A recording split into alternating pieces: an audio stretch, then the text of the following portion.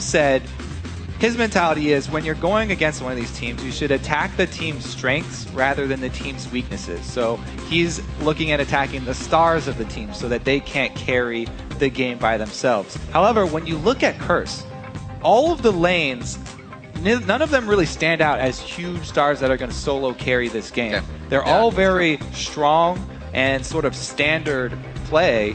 So Curse actually may have a good response to Dignitas strategy here, as they're a very balanced team and they can use many different strategies. They just haven't been able to make any of those different strategies work in game yet. Right, and we can see how things change from the patches to what's being played. Jax, Yasuo, and Kassadin were the bans that Dig had last time being on the the red side, I should say, but they are going to let that Yasuo through, something Voyboy has been using quite a bit lately as Lulu's locked in for Dig. Yeah, a lot of mid lane get through here because so much focus on the jungle here. Look at this, 4 junglers banned out, and these are sort of the new top 4 junglers for everybody with the changes to Kha'Zix. He has not been killed, but he may not be on this top level plateau anymore, along with the rest of these early game junglers that also provide utility later in the game. So with so much changing in the jungle, like we said, there's even more pressure on Dominate, on Crumbs this time around to go deeper into that champion pool. We could see things like Nocturne, like Vi come back, or the Pantheon that we talked about for Dominate. Just as in the last time these two teams faced off, Curse bans Lee Sin against Crumbs. Now even more so with the Sightstone that all the junglers have been grabbing. That kind of helps. The Elise banned out as well. Jax and Braum picked up. Braum's keeping himself in every game today. Yeah, very, very popular pick. Nocturne. Really, what Braum affords you is a tank from somewhere on the map that does not take up a spot in your top lane or from your jungle. So it affords them the ability to run a damaged top laner like this for Quas, to have him try and carry the game with Jax. Now, as we talked about before, with Curse being very balanced, having a Jax on your team is always a target on your back. So Dignitas will definitely be looking to punish that Jax and keep him down. Let's see what Quas can do. He's 0-3-1 on a Jax versus LMQ back in week 1. We'll see how it happens. It comes out for him this week. We see that Nocturne picked up as well for Crumbs. Going to be pretty sweet with Shifter ults and the Wild Growth coming in to keep him alive on dive fights. And we see Ziggs being played quite a bit this week if he gets locked in again. Not only is Nocturne, right under this threshold of top 4 junglers right now, but he's a great pick in this scenario when they're already facing a split push team from Curse because Jax has been locked in. Using the vision denial of Nocturne to its fullest effect is really the sign of the great Nocturnes rather than just the good Nocturnes. Crumbs will leave his paranoia up for a long time before using it to close a gap, thereby putting the pressure on Curse to actually communicate more effectively. We see Caitlyn locked in for Cop. His last play was 6-0-8 versus EG, and Rango Knife Cat for Dominate coming in here. Looks like we'll get another Rengar play as it's Shifter who locks in the Ziggs. Very scary in the hands of Shifter. Interesting here. Adding the Rengar into the team that already has Jax. A lot of melee focus here with them plus Braum. They could easily dive very deep into a team. However, the answer from Dignitas is locking in Ziggs. It's so hard for these melees to get through the minefield. And Ziggs also provides them a lot of wave clear. So if this 4-man squad with their Caitlyn, who really thrives on pushing, tries to shove down in a separate lane from Jax, then Ziggs does a lot to stop this strategy from Curse. Very interested to see once the ganks start coming out at level 6 how they're kind of countered. Crumbs always activate if Dominate's jumping on something, or will be one following the other. It'll be a very interesting play style. Kale has seen quite a bit of play, also seen some top lane play lately, but it looks like it will go to the hands of Voyboy. He played that back in week 1, actually to a loss of a 1-3-3, so we'll see how he can do here. That was against LMQ, now against Shifter. It's not going to be any easier. All right, so yeah, a lot of late game damage threats here from Curse. We'll see if they can actually pull off the mid game though. Cloud9 tried to use the jungle Rengar and weren't able to have successful late game assassinations. Now, jungle Rengar, he's going to be trying to assassinate people through Thresh, through Ziggs, and through Lulu. That is a lot of anti-dive. All right, before the game gets afoot, let's see who you think will be smashing that Nexus. According to LOLesports.com, 87% of you have left-clicked the Dignitas thumbs up. Now your job's not done yet. Keep sending your predictions throughout the entire game to @LOLesports and use that hashtag DIGWin or CRSWin. It'd be a pretty tight game here. Curse trying to really put their foot down in this league, picking up Xpecial at the beginning of the season, have actually gone through quite a few all-star supports in that position and kind of showing not lackluster results, but not the results that they wanted. There have been the plays. Cop has definitely been able to have a revolving door support and still stay as a pretty good AD carry. So they've almost made things hard for themselves, but still stayed as a top caliber team. Yeah, Cop's very comfortable on Caitlyn too. It's right up his alley with the play style as well as the skin 608 theme. game. But yeah, Cop, he likes to stand in the back line, put out the damage from a safe distance. Caitlyn will allow him to do that. This team, though, Caitlyn's really the only one that's trying to shove towers early, and we're really going to be looking at this Braum and Rengar combo because it's a very deadly combo. If Rengar hits level 6 and goes to a Braum lane, it's so hard for you to get away from that gank. So you're saying he's going to go to level 6 and go to Braum lane? It's a strong gank. Good combo. We'll see what happens. We're about to jump onto the Rift. Game 3 of the day. It's been pretty damn exciting. Just got out of a base race. We'll see what Dig has for Curse as we jump onto the Rift. The fans are happy to jump back into the action. All right, let's see here. We've got a Targons for Braum. Thresh is actually not opted for that. A lot of Thresh players really do like it, but he's going for this super early Sightstone. Does not want to get this Curse team let them have any vision advantage, because if they can shut down the moves early from Curse and keep up the pressure, then it'll be huge for Dignitas. Rengar is a very, very snowbally champion. Really relies on getting kills and assists to stack up his Bone Tooth item. That's now Hybrid Trinket as well. That's where he gets a lot of the power, and he can snowball out of control. But if he doesn't get these assassinations off, then he becomes a very ineffective champion, especially going versus a Dignitas team that has this much anti-dive. If Dominate does not get ahead, he's going to have a rough time.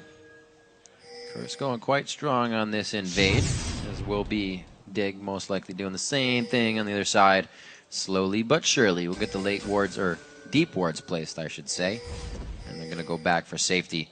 May see standard lanes here as well. We saw a bit of that setup, but teams are still milling about, so no really telling. Yeah, the unstandard thing here is a Void Boy with a Ghost and Flash on Kale instead of something like the Heal or Exhaust even. Interesting pickup for him. More mobility. They actually have two options for split pushing. Whichever solo lane gets ahead could be a strong split pushing threat. If Void Boy goes with the now standard attack speed Rune on Hurricane build. I have to see which one they focus. Buff trades here to start it out. Pretty deep vision from both sides, and they do get the 2 versus 2 down bottom. That ward paying off. You think we see more 2v2s since the jungle experience kind of went away? Junglers will be able to gank the lanes more instead of sharing a 2v1 with somebody? Or 2v none, So the jungle experience was not going to have an effect early game. So I don't think that's the reason for it. But there have been more of these standard 2v2 lanes with people actually seeking out the matchups here. Lulu early on is going to like to try and keep Jax down by herself. They actually don't need a duo lane up there to do it. However, with a jungle like Rengar, there's a lot of damage there. Jax can set up Rengar ganks as well. So Lulu has to worry about tower dives because early on she's squishy before getting her ultimate, and any kind of assisted damage. But he does have that range advantage over Quas, which he can try and utilize. And a few auto attacks in here and there. Oh, here comes Dominate, though. First time Zion Spartan is on Lulu. He did go for a game of Kale in Week 3 versus CLG, but this will be his first time trying to do his hands with picks in the top lane. Dominate is just waiting patiently. You see Crumbs backing right now, so they won't be able to activate too much. Dominate hits it, but no close on that kill. Yeah. Safe play here from Zion. That is going to afford Quas early game farm, though. He's going to have a pretty strong early game here, actually. Lulu doesn't get to press him very much. They did burn his flash, so Zion going to have to play even more passively now. That's the setup, though, for the gank that we talked about. Quas, counter-strike coming in, leap strike to try and get that one going. Again, though, tension from both teams. Crum said he likes to attack the strong points of his enemies, not the weak points, so he goes up to the top lane as well. Yeah, that's something that I think everybody saw when Dignitas picked up Zion and Shifter, is that Crumbs' job became more or less controlling everything in the game and really getting behind Zion and Shifter to get the game going. Man, look at this massive CS, though, there for Quas. Not only is he already ahead, he's got a huge wave to work with here. So a great early game for Quas, having started full consumables with the flask. Yeah, the only problem is actually getting those. Getting a little antsy. Oh, that's all right. You got most of them. 27-18, still has teleport on the back, and it's perfectly positioned for him as he comes back to lane as well. You're going to see 2 rings being picked up by Zion. Crumbs yet to make a gank in the jungle yet, but they've been more for sure ganks, and really something comes out of it when Crumbs does it, so make me patiently waiting for that one to come around. Yeah, now the thing I always like to watch out for with standard lanes is the respawn of second buffs. And Crumbs especially is a jungler that really likes to prey on his opponent's second spawn of their buffs, going for the 7-minute invade mark to try and either catch out one of the laners going to get the buff or actually just straight up counter jungling his opponent. So, you know, as of right now, Crumbs has just been hard farming and has not gotten his characteristic early vision down, but we may see that change as we do head up towards the second buff spawns here. With Nocturne, though, he's just trying to hard farm, get to that level 6, so he can either counter I Will Dominate Skank or get one off of his own. Not seeing too many early dragons with the regular matchup either, so both teams are going to be having a good fight over that instead of just kind of giving one up for a lane push. Zion Spartan finally gets the minion wave back in his favor, but he had 18 when he got back to lane, so he's only gotten 7 since the entire, I believe, 2-wave push to the turret so far. You can see how Quas feels sure to go in and put some wards down. He's going to start getting to work on that lane. Yeah, and Pinkwood is going to be able to clear out Zion's vision as well. So much control over that top lane already. Wow, the piercing light doing quite a bit of damage. Cutie Pie could not connect with the passive, but Special already kind of giving up a little bit of damage with that Braum play. Yeah, Braum is a very strong support, and we've seen a lot of very nice cannon execution right there, by the way. A lot of emphasis has been put on Braum lately, but still, so many teams are rather first picking Lucian for the bottom lane than first picking Braum. The AD carry, even more important than the support, just because Lucian is so strong, and you know he's definitely a tier above the rest. Maybe up there, Twitch could be up there, but he is enough to have control over a Braum lane. Now the problem is, if you ever see a Lucian plus Braum lane, that's the time to get really scared. He's great against. Can shoot piercing light through with a little bit of damage and get that ardent blaze just behind over his shoulders. Yeah. Well, the double shots, you just instantly proc that stun pretty much. Yep. See if Crumbs can make a dive happen here. Looks like some counter juggling. There it is. That second buff spawn. Crumbs at it again. He gets himself into position. You can see the Lantern throw to Cutie Pie and Kiwi Kid as they make their way over there. ASAP. It is a smite down for Crumbs. It looks like it's going to go over to Voyboy in the mid lane. Nice built over Peacemaker as well. And they thwart that right away. Not only did Dignitas not steal the buff, but they also weren't even able to deny it from Voyboy. So a huge win for Curse right there. And the classic Crumbs re-invade for second buff does not pan out for them this time. It's going to really help Voyboy out in this matchup versus Shifter. Kale's biggest strengths are just shoving a lane really, really quickly. Now that he doesn't have to worry about mana at all, he can also go for trades. He doesn't just have to shove because he can also use his heal to spam it after he trades with Shifter and get right back up to full life. Doesn't shut down Shifter too much in the way of Braum. He can still huff a Mega Inferno bomb over to either side lane, but he's not going to be having fun, like you said. Ward getting cleared out. Voyboy is going to be able to just heal this back up. Nice heal. Puts him right back up 90%. And Rengar right on the backside.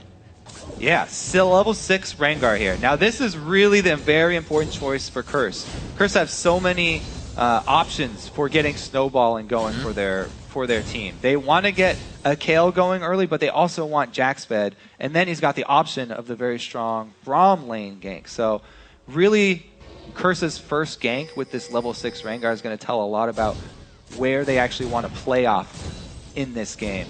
As of right now, though, Quas has already had a strong early game, and he's really off to a great start with Jax, so he doesn't need a lot of help.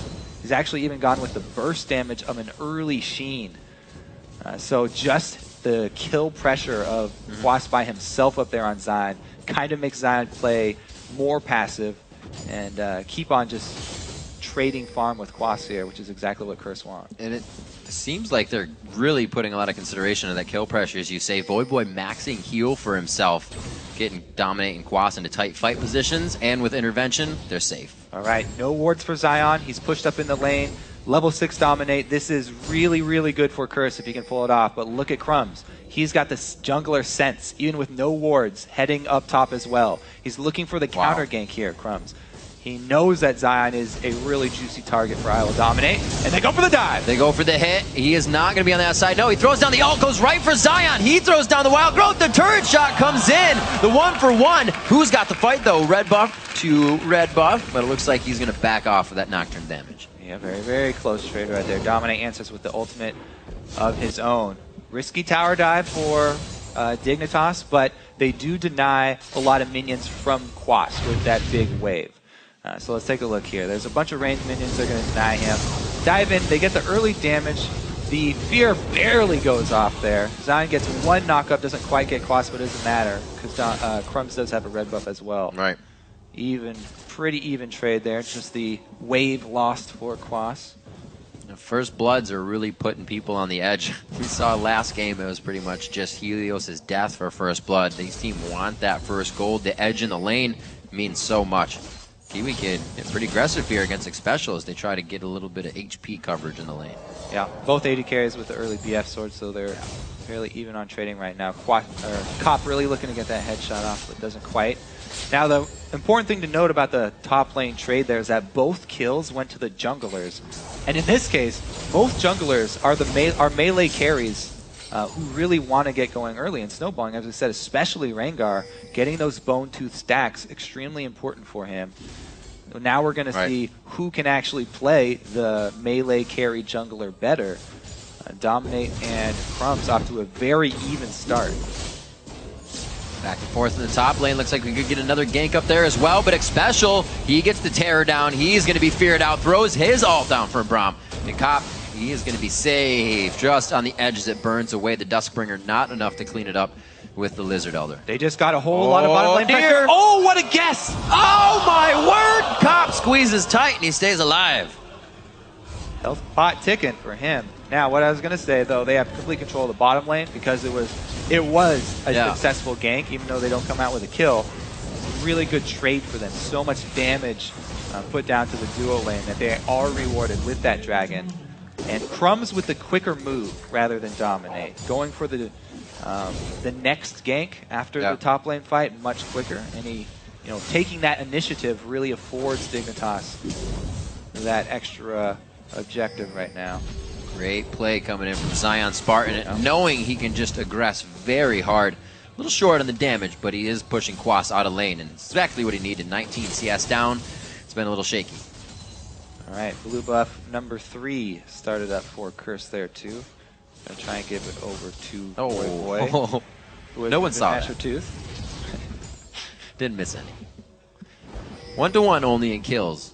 Pretty low kill day with all the vision going out on the map recently. Nobody's keeping themselves safe. I think we are seeing the effects of Quas also not going for early sustain. A lot of Jax players will go with the early Cutlass. If not, upgrading it into the Blade of the Ruin King early. Still at least getting the early lifesteal there for sustain in lane. But he's gone more for the kill pressure of the burst. Going to rush that Trinity Force burst, starting with Sheen and moving into it. That's really the main thing that he does have over Zion, is the threat of a Rengar right behind him. And any time Zion has to worry about Quas coming up with a leap strike, counter strike, and having a Rengar right behind him, which he does at the moment. Definitely keeping Zion Spartan at bay in most of their effect. Oh, maybe not this time. Coming in all secretive. No pink wards, but he sees it. He's going to get hit up quite hard. Wild Growth is still waiting to come up. And wow. I was going to try and describe how painful it is. I was going to try and describe how painful it is when that combo happens. But you really can't. You have to see it in action. And Zion just felt the full power with your eyes of it right there. All right, question answered, though. They are getting that that Jax ahead pretty early. Let's see if Dignitas can make their answers bottom. Dignitas always answering one after the other. They lose somebody in the top lane. They are going to seamlessly take down 2 in the bottom lane. They still got some time until a dragon comes up, but to teleport to the top, helping Zion to keep himself somewhere near the CS mark. 121 up on 91, but actions all across the map kind of keeping things even. Now, these are very similar junglers, not only as players, but also as champions that the players are using. You can see Crumbs with pretty much an identical play to what I Will Dominate just did. However, very key factors here for Crumbs' gank. His was down bottom where they have 2 people, so not only did they get 2 kills, they also were able to take the turret after, whereas Quas, after the kill, can't take the turret by himself because there's not a lot of damage down on it, and Dominate didn't stick around for added damage under the turret. So Dignitas, they got more kills out of their gank. They also got the objective out of their gank. Another pick! Too special. Tries to shield himself. It's only going to be a few last shots. Very nice intervention from the backside. The bomb just missing out. Look at everything Dignitas has the chance to use if they aren't going to get a kill. This is very hard for Curse to even approach the turret. Yeah, a lot of long-range follow-up from Dignitas if anybody does get low. Scary situation for Xpecial there. He gets out alive, however, their turret goes down. Zion Spartan realizing he has a neighbor quite close in the brush, but Quas, once he's found out, he realizes he's going to be back to the turret to farm. Doesn't want to miss any of that experience. Looks like he'll have actually quite a good time here if he wants to freeze it, but Curse needs some pressure on the map right now. Dignitas is starting to get that stranglehold. What Curse do have going in their favor is solo lane farm. We talked about them having options for carries and late game split push. Yeah. Both of those guys very strong in the farm. You know, early National Suit there from Voyboy, so he'll probably be working his way into that Runon's Hurricane as the second item. Some people do opt for AP first, though, to get the extra damage. Nashor's does scale a little bit as well with AP. But yeah, it's going to be so many options there for Curse in the split pushing game. Really what they're going to have to worry about is the rest of the squad that aren't out there by themselves. It's going to be a lot up to Xpecial on Braum for the disengage. Voyboy to speed people up, and really the others to just watch their positioning. Cop is at that point in the game where Caitlyn is kind of sad, really wants a couple more items to be effective. Mid-game, not the greatest of times for him. So really he's going to have to be very careful at this stage, especially since Crumbs has shown such a propensity to gank him over and over, really targeting Cop. Continuously crushing down, even building a Brutalizer for himself at 3-0-0, feeling like he's a bit ahead of the game. Throws that in with a Ruby Crystal, so it's going to be a lot of damage coming from this Nocturne until he builds that armor up. Okay, Cutie Pie, he's safe down here, even with Kiwi Kid to walk off a bit to the side. Map control from Dignitas could get them into a bad situation here. There's the heal that Voyboy has been leveling up so early, and it may be just enough for them to catch it. He ran the wrong way, though. Dominate was still coming from that side, and Curse shows their ability to catch up as well. Yeah, Kiwi Kid trying to get vision down for his team so that thing doesn't happen. However, while he's doing it, does get caught out. Oops. He was able to get the ward down, though, so that frees him up to type fourth in all chat. Fourth blue buff spawn, though. Having Kiwi Kid just gone down, you know, Crumbs, he's edging over there. However, without that support, you really are going to have a difficult time here. Basically, what he wants to get done is try and deny it from Voyboy, but we've seen it. Oh, whoa! How's that? All right, so Dominate's slow to the party. Curse actually start up the blue buff too early, and they do too much damage to it before their jungler arrives. Whoa. They pay for it. Whoa, they're right on a pink ward too. This is all the vision that Curse needs to turn something around. Crumbs taking quite a bit in the beginning. A nice calling kind of feeds to the back. Oh, he lets Still hits special, but Cop threads the needle, gets himself a birthday kill there. Quas takes down the top turret with all the vision in the bottom lane and him pushing out Zion Spartan. He's having a field day up here. Huge ups and downs for Curse fans there. He's able to come out with the miracle steal even without having their support because of Dominate going to the top side of the jungle, but then turns right back around, over-aggressive, pays for it with his life, and then back up for Curse as their top laner gets the kill. So Crumbs going super aggressive here, gets very deep, and they put a lot of focus into Braum. Braum puts up the shield, though, reducing a lot of the damage. They don't get him down. PewDiePie, no dash left, and Crumbs has a wall right next to him, so he can't even edge further over. Already spell shield being used as well, so couldn't have no answers there. And Cop finds his mark. However, the big story, you know, while there was a lot of action around blue, Quas up top is getting out of hand. Yeah. He's got the finished Trinity Force. He's able to handle Zion by himself, as we just saw. And now it was a perfect timing for him to come right down for Dragon because he secured the top lane for his team. But then he gets hooked. He's going to be able to handle quite a few people if he gets into the fight. There's a few shots right there. We still see Crumbs trying to make it in and out of the fight, but so low health after the last engage. Everybody's kind of weary. Extremely even game here. Now, taking Dragon for 1 kill is worth it in that exchange.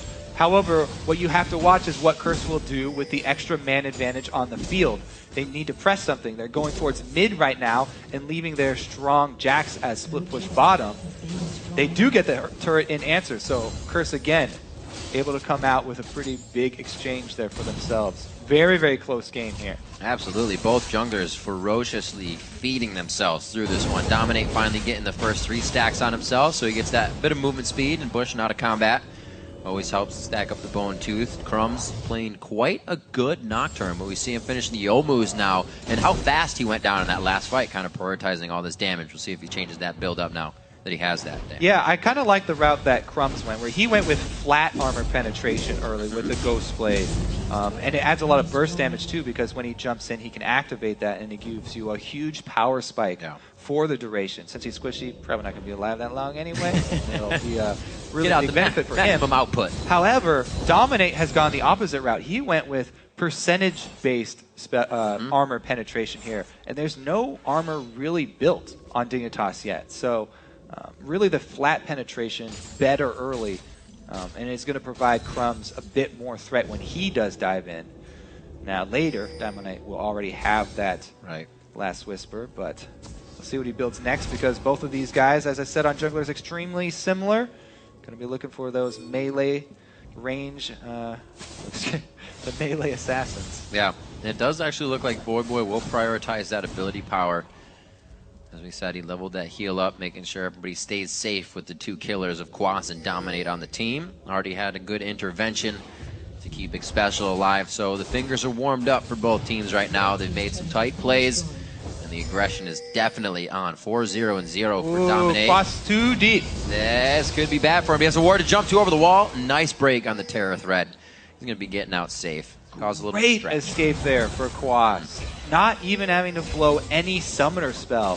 He was deep in enemy territory, no vision for himself, 1 versus 3, and he gets out without having to use anything besides a ward drop. 235 to 244 in the mid lane. Not too big of a discrepancy in CS there. 80 carries matching up quite evenly. Cop getting that ace in the hole kill on the Crumbs so far, which was a nice shutdown of 3 kills. So a bit of surge of gold there as that finished Phantom Dancer. We need to start keeping a close track on vision. Everybody's changed out for sweepers here. However, not a lot of wards down deep for Curse in this Dignitas jungle.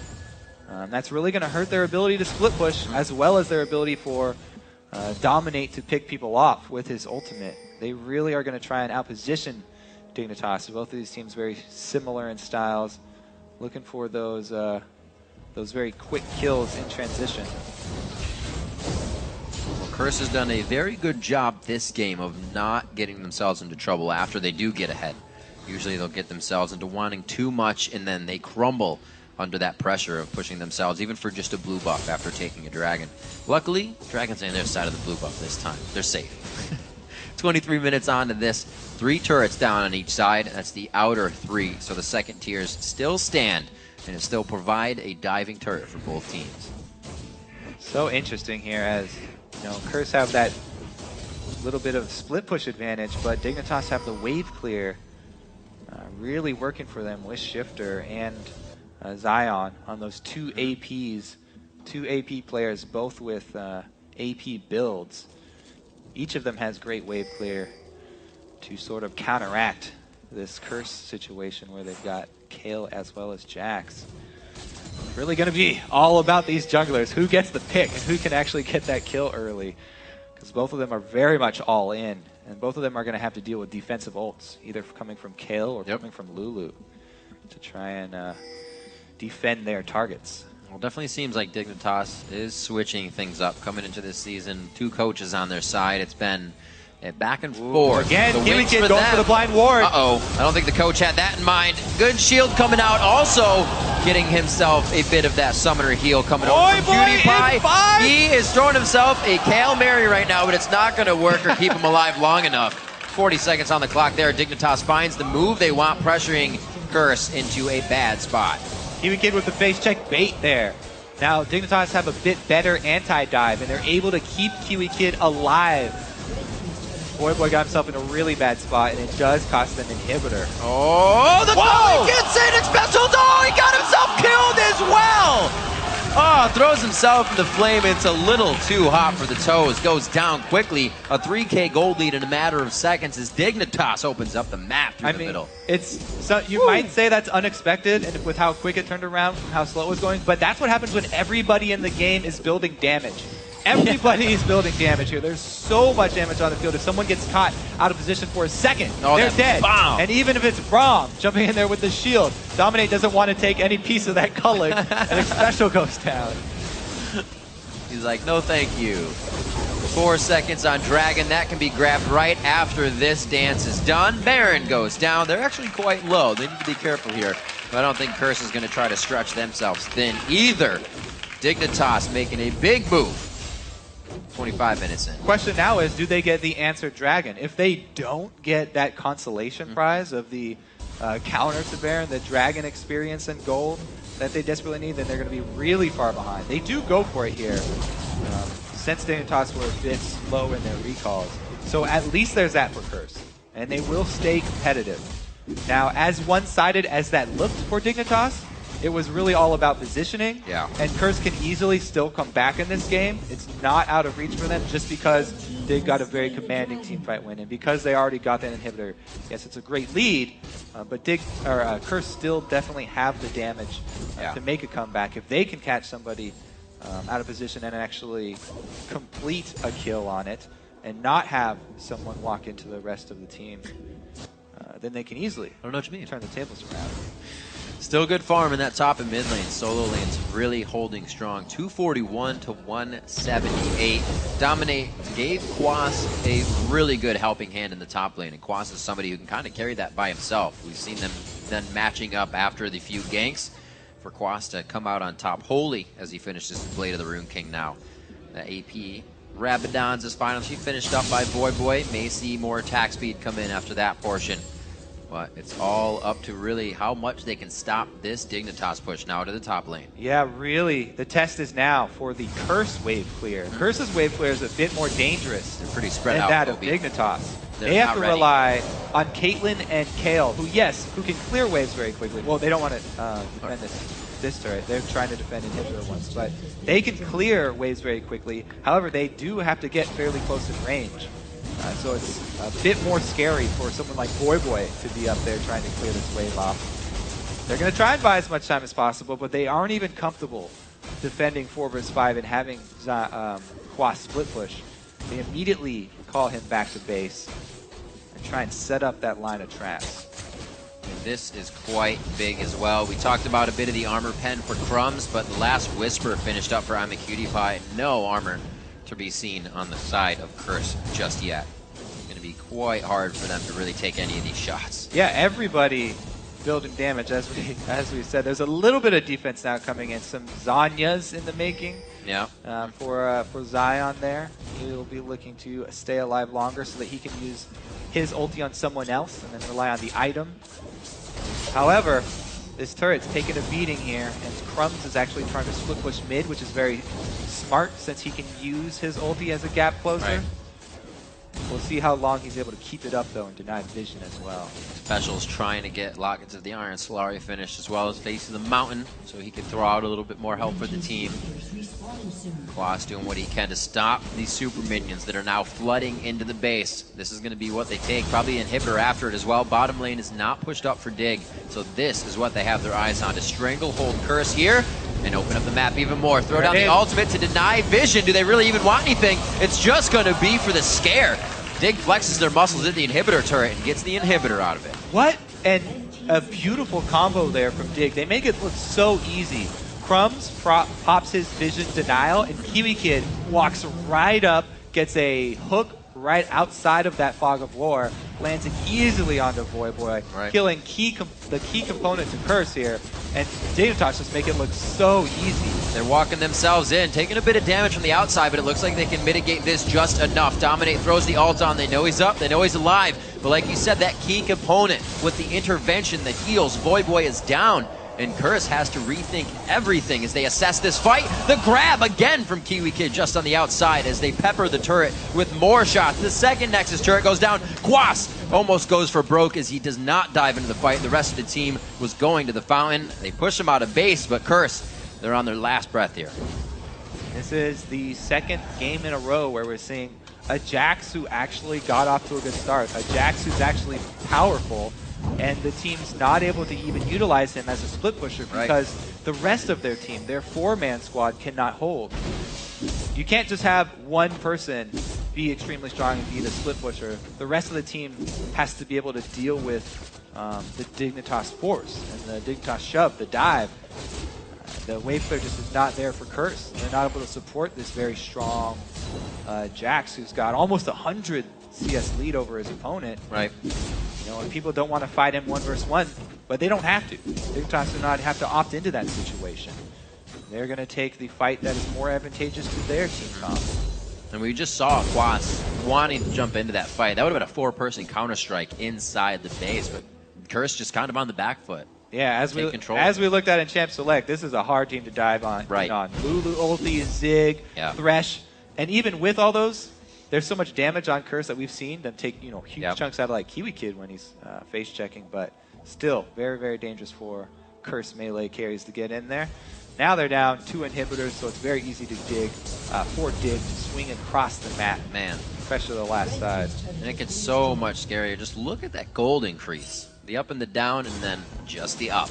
Just when Dignitas knew they had a hold. And basically these ups and downs are whenever the jungler is making a move for that team. You know, when it's Crumbs, full damage Nocturne going in, grabbing some kills and objective for his team. Or it's Dominate going for the assassinations.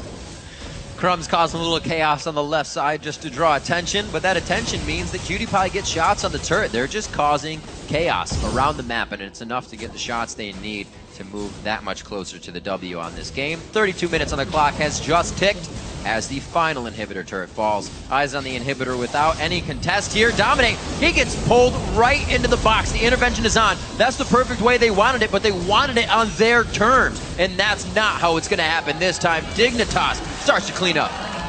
Yeah, good game, Dignitas right there. Very, very commanding performance.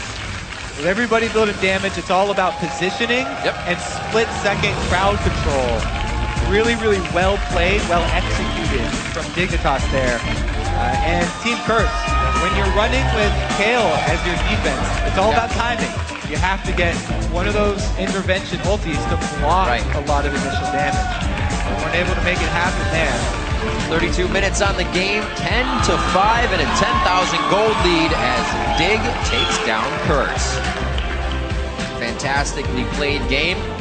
See a little more Nocturne, or I should say a little more Rengar play and Nocturne play, as the junglers have been getting hit a little bit this week. Brahms made his appearance in the games, getting a little bit of change up, and still seeing the top tier teams get their victories. Yeah, I mean, we saw 2 carry junglers here. Neither of them go Feral Flare because it's been nerfed too hard. However, people that were worrying about, you know, having to go back